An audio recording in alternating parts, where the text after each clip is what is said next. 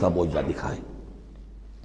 قل سیروا فی الارض ثم انظروا کیف کان عاقبۃ المکذبین، اے نبی ان سے کہیے گھومو پھرو زمین کے اندر اور دیکھو کیا انجام ہوا ہے جھٹلانے والوں کا۔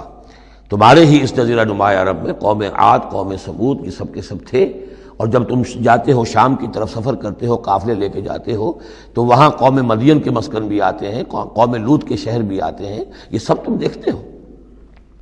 قل لمن ما فی السماوات والارض قل للہ، ان سے پوچھئے کس کا ہے جو کچھ کو ہے آسمان اور زمین میں، پھر کہہ دیجئے اللہ کا ہے۔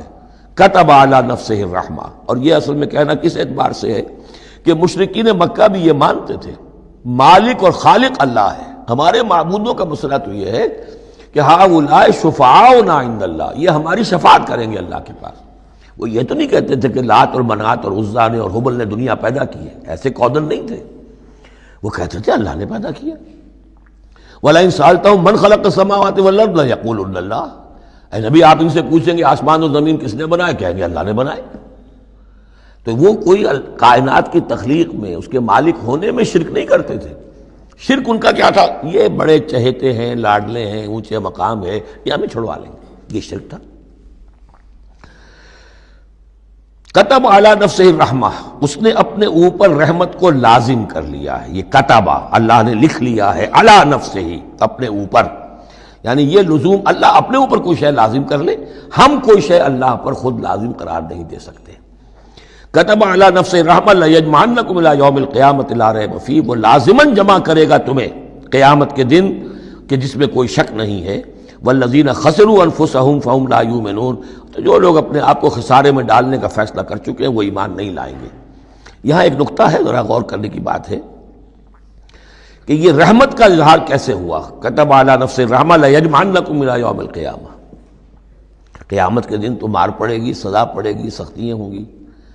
اہل ایمان کے لیے یہ رحمت کا ظہور ہوگا، یہاں رخ ہے اہل ایمان کے لیے، انبیاء و رسل کے لیے، صدیقین اور شہداء کے لیے، صالحین کے لیے۔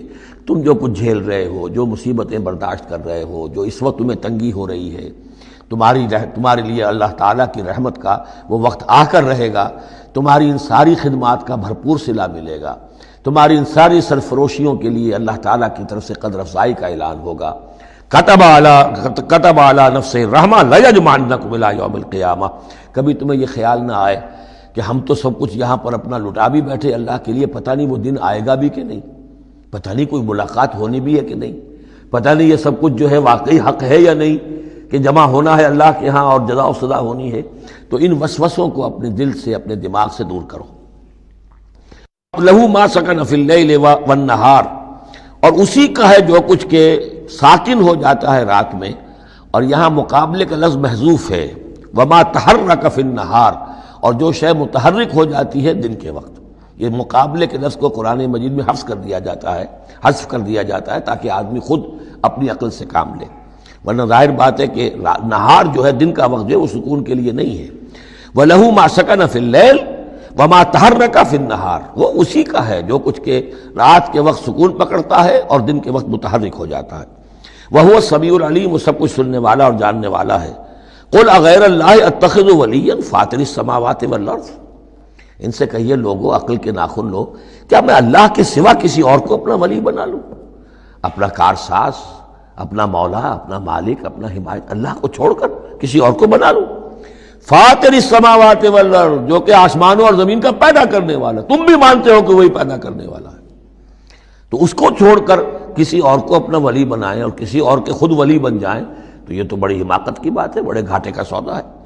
وَهُوَ يُطْعِمُ وَلَا يُطْعَمُ، وہ کھانا کھلاتا ہے، اسے کھانا کھلایا نہیں جاتا۔ تم تو بتوں کے سامنے تو رکھتے ہو، چڑھاوے اور حلوے مانڈے پیش کرتے ہو، اللہ کو تو کوئی ضرورت نہیں، وہ تو کھلاتا ہے تمہیں، وہ رازق ہے۔ قُلْ إِنِّي أُمِرْتُ أَنْ أَكُونَ أَوَّلَ مَنْ أَسْلَمَ، کہہ دیجئے اے نبی ڈنکے کی چوٹ، مجھے تو حکم ہوا ہے کہ سب سے پہلا فرما بردار میں خود بنوں۔ وَلَا تَكُونَنَّ مِنَ الْمُشْرِكِينَ، اور دیکھو تم ہرگز نہ ہو مشرکین کے اندر، مشرکین میں سے۔ قُلْ إِنِّي أَخَافُ إِنْ عَصَيْتُ رَبِّي عَذَابَ يَوْمٍ عَظِيمٍ، کہہ دیجئے کہ خود مجھے اندیشہ ہے اگر میں اپنے پروردگار کی نافرمانی کروں تو بڑے دن کے عذاب کا، میں بھی مستثنیٰ نہیں ہوں، میں بھی اللہ کا بندہ ہوں۔ جیسے آپ کو میں کہہ رہا ہوں کہ اللہ کی بندگی کرو، ایسے ہی مجھے بھی اللہ کی بندگی کرنی ہے۔ جیسے تم سے کہہ رہا ہوں کہ اللہ کی فرما برداری کرو، ویسے مجھے بھی کرنی ہے۔ اور جیسے تمہیں بتا رہا ہوں کہ اگر نافرمانی کرو گے تو پکڑے جاؤ گے، ایسے ہی میں بھی اگر بالفرض نافرمانی کروں گا تو مجھے بھی اندیشہ ہے۔ یہ بہت اہم آیات ہیں، ان کو سمجھنا چاہیے۔ قل انی اخاف ان عصیت ربی عذاب یوم عظیم من یصرف عنہ یومئذ فقد رحمہ، وہ عذاب جو ہے جس کی طرف سے پھیر دیا گیا اس دن، اس پر تو اللہ کی بڑی رحمت ہو گئی۔ وذالک الفوز المبین، اور وہی ہوگی روشن کامیابی۔ یعنی دنیا کی بڑی سے بڑی کامیابیاں ہیچ ہیں، کوئی حیثیت نہیں، دولت ہے، وجاہت ہے، وقتی عزت ہے، شہرت ہے، اقتدار ہے، یہ ساری چیزیں جو عارضی ہیں، آنی فانی، لیکن یہ ہے کہ اصل مبین جو کامیابی ہے، فوز، وہ وہی ہے۔ وَإِن يَمْسَسْكَ اللَّهُ بِضُرٍّ فَلَا كَاشِفَ لَهُ إِلَّا هُوَ، اب یہ توحید ہے جو بیان ہو رہی ہے۔ اور اگر تمہیں کوئی اللہ تعالیٰ کی طرف سے پہنچا دی جائے کوئی تکلیف، تو کوئی نہیں ہے اس تکلیف کا دور کرنے والا سوائے اس کے۔ تکلیف میں پکارو تو اسی کو پکارو، کسی اور کو نہ پکارو۔ لا تدعوا مع اللہ احدا، وہی ہے مشکل کشا، وہی ہے حاجت روا، وہی ہے تمہاری تکلیفوں کو رفع کرنے والا۔ وَإِن يَمْسَسْكَ بِخَيْرٍ فَهُوَ عَلَىٰ كُلِّ شَيْءٍ قَدِيرٌ، اور اگر اس کی طرف سے کوئی خیر تمہیں پہنچا دیا جائے تو یقیناً وہ ہر چیز پر قادر ہے، کوئی اس کا ہاتھ روکنے والا نہیں ہے۔ اسے کسی اور سے سینکشن نہیں لینی ہوتی کہ میں اپنے فلاں بندے کے ساتھ یہ خیر کرنا چاہتا ہوں، وہ تو عَلَىٰ كُلِّ شَيْءٍ قدیر ہے۔ وَهُوَ الْقَاهِرُ فَوْقَ عِبَادِهِ، اور وہ تو اپنے بندوں پر پوری طریقے سے زور آور ہے، چھایا ہوا ہے، مسلط ہے، نہیں کوئی بھی اس مخلوقات میں سے کوئی اس کے قابو سے باہر نہیں ہے، وہ قابو یافتہ ہے۔ وَهُوَ الْحَكِيمُ الْخَبِيرُ، اور وہ ہے کمال حکمت والا اور ہر شے سے خبر رکھنے والا۔ قُلْ أَيُّ شَيْءٍ أَكْبَرُ شَهَادَةً، اے نبی ان سے کہیے ذرا کون سی چیز ہے جو گواہی میں سب سے بڑی ہو؟ کس کی گواہی سب سے بڑی ہے؟ قُلِ اللَّهُ، خود کہیے اللہ کی گواہی سب سے بڑی ہے کہ نہیں؟ شہید بینی و بینکم، اور وہ میرے اور تمہارے مابین گواہ ہے۔ وَأُوحِيَ إِلَيَّ هَذَا الْقُرْآنُ لِأُنذِرَكُم بِهِ وَمَن بَلَغَ، اور میری جانب یہ قرآن وحی کیا گیا ہے تاکہ میں خبردار کر دوں تمہیں اس کے ذریعے سے، اور اس کو بھی جس تک یہ پہنچ جائے۔ یہ گویا کہ اس سورہ کے عمود کا عکس ہے۔ یعنی میں نے بتایا عمود کیا ہے، حصی معجزہ ہم نہیں دکھائیں گے، بات ختم۔ لیکن اصل معجزہ یہ قرآن ہے۔ اے نبی ہم نے آپ پر یہ قرآن اتار دیا، آپ اس کے ذریعے تبشیر کریں، اسی کے ذریعے انذار کریں، اسی کے ذریعے تذکیر کریں۔ جس کے اندر صلاحیت ہے، جو طالب حق ہے، جو ہدایت چاہتا ہے، وہ ہدایت پالے گا۔ باقی جس کے دل میں کجی ہے، ٹیڑھ ہے، تعصب ہے، ضد ہے، ہٹ درمی ہے، حسد ہے، تکبر ہے، وہ آپ 10 لاکھ معجزے دکھا دیجئے وہ نہیں مانے گا۔ کیا علماء یہود نے مان لیے معجزے دیکھ کر حضرت مسیح علیہ السلام کے؟ کیسے کیسے معجزے، مردہ کو زندہ کر دینا، خلق حیات، یعنی گارے کا بنا ہوا پرندہ پھونک ماری اور وہ اڑتا ہوا پرندہ ہو گیا۔ یہ تو وہ چیزیں ہیں کہ جو یوں سمجھیے کہ ایکسکلوسیو افعال اللہ تعالیٰ کے ہیں، خلق حیات اور احیاء موتا، وہ بھی نشانیاں ظاہر کر دی حضرت مسیح کے ہاتھ پر، کتنے لوگوں نے مانا؟ تو ہم نہیں مانے، ہم یہ معجزہ نہیں دکھائیں گے، البتہ یہ کہ یہ ہے، آپ کرتے جائیے، محنت کرتے جائیے، کوشش کرتے جائیے۔ اب یہاں پہ خاص طور پر بہی کا جو ہے لفظ اس کو نوٹ کیجئے۔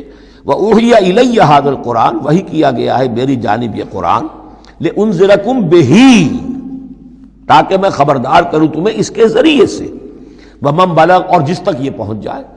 جس تک پہنچ جائے کا مطلب کیا ہے کہ میں تو تمہیں پہنچا رہا ہوں، اب جو امت بنے گی وہ آگے پہنچائے گی۔ جس تک قرآن پہنچ گیا، حضور کا انذار پہنچ گیا۔ یہ سلسلہ جو ہے تا قیام قیامت، کیونکہ حضور اپنے ہی زمانے کے لیے رسول بن کر نہیں آئے تھے، آپ تو تا قیام قیامت جو ہے اب آپ رسول ہیں، آپ ہی کی رسالت کا دور یہ چل رہا ہے۔ جو انسان بھی قیامت تک دنیا میں آئے گا وہ آپ کی امت دعوت میں شامل ہے، اسے پہچانا پیغام قرآن کا اب ذمہ ہے کس کے؟ امت محمد صلی اللہ علیہ وسلم کے۔ اَإِنَّكُمْ لَتَشْهَدُونَ أَنَّ مَعَ اللَّهِ آلِهَةً أُخْرَىٰ، اب دیکھیے یہ ہے وہ جو میں نے ابتدا میں بھی عرض کیا تھا تعارف میں، بعض اوقات جو ہے بڑے سرچنگ کویسچنز ہوتے ہیں، کیا واقعی تمہارا یہ کہنا ہے؟ جب آپ کو معلوم ہو کہ جو کچھ یہ کہہ رہا ہے اس کا دل وہ نہیں ہے، یہ کچھ اوپر اوپر سے کہہ رہا ہے، وہ ضد ہے، ہٹ درمی ہے، تو پھر یہ کہ آنکھوں میں آنکھیں ڈال کر ذرا سرچنگ انداز میں جو ہے وہ آپ سوال کی اِنَّكُمْ لَتَشْهَدُونَ أَنَّ مَعَ اللَّهِ آلِهَةً أُخْرَىٰ، کیا واقعی تم لوگ گواہی دیتے ہو اس کی کہ اللہ کے سوا کوئی اور بھی الہہ ہیں واقعی؟ قل لا اشہد، کہہ دیجئے بھائی ٹھیک ہے، اگر تم گواہی دیتے ہو تو میں تو نہیں دے سکتا، میرے لیے یہ ممکن نہیں ہے کہ ایسی خلاف عقل، ایسی خلاف فطرت بات جو میں کہہ سکوں۔ قل انما هو الہ واحد، کہہ دیجئے کہ وہ تو ایک ہی الہ ہے، اکیلا واحد۔ واننی بریء مما تشرکون، اور یہ کہ میں بری ہوں ان تمام چیزوں سے جنہیں تم شریک ٹھہرا رہے ہو، میرا تمہارا کوئی رابطہ اس معاملے میں نہیں ہے۔ الذین آتیناہم الکتاب یعرفونہ کما یعرفون ابناءہم۔ اب دیکھیے چونکہ یہ مکی دور کا آخری زمانہ ہے اور اس میں ظاہر بات ہے مدینہ تک بھی خبریں تو پہنچ چکی ہوئی ہیں، وہاں پر بھی کہ کوئی مکے کے اندر ایک دعوت ہے بڑی زور شور کے ساتھ، شد و مت کے ساتھ اٹھ گئی ہے، اور وہاں پر وہ باتیں پہنچ چکی ہیں، اور بلکہ انہی کی طرف سے سکھائے ہوئے سوالات بھی مکے کے لوگ حضور سے کرتے تھے امتحاناً۔ آپ ذرا یہ بتائیے ذوالقرنین کون تھا، اگر آپ نبی ہیں تو یہ بتائیے، اصحاب کہف کا قصہ کیا تھا، اگر آپ نبی ہیں تو یہ بتائیے، روح کی حقیقت کیا ہے، یہ سارے سوالات آئیں گے سورہ بنی اسرائیل میں، سورہ کہف میں۔ تو وہاں تک بات پہنچی ہوئی تھی، اور ظاہر بات ہے کہ ان کے جو لوگ تھے سمجھدار وہ سمجھ چکے تھے کہ یہ ہے وہ کہ جن کے ہم منتظر ہیں۔ یہ دوسری بات ہے کہ محروم رہ گئے۔ الذین آتیناہم الکتاب، وہ لوگ جنہیں ہم نے کتاب عطا فرمائی تھی، یعرفونہ، پہچانتے ہیں اس کو۔ ہو کی ضمیر دونوں طرف جا سکتی ہے، قرآن کی طرف بھی اور محمد کی طرف بھی صلی اللہ علیہ وسلم۔ باقی یہ میں واضح کر چکا ہوں، قرآن اور محمد مل کر ہی بینہ بنتے ہیں، یہ ایک ہی شے ہے، ایک ہی حقیقت ہے۔ حضور جو ہے قرآن مجسم ہے، قرآن ایک انسانی شخصیت اور سیرت و کردار کا ہیولہ پہن لے تو وہ محمد الرسول اللہ صلی اللہ علیہ وسلم، جیسے کہ حضرت ام المومنین حضرت عائشہ صدیقہ نے فرمایا تھا کانا خلق القرآن، حضور کی سیرت قرآن ہے۔ کما یعرفون ابناہم، جیسے کہ پہچانتے ہیں اپنے بیٹوں کو۔ الذین خسروا انفسہم فہم لا یؤمنون، البتہ جو لوگ اپنے آپ کو تباہ کرنے پر تل گئے ہیں تو وہ ایمان نہیں لائیں گے۔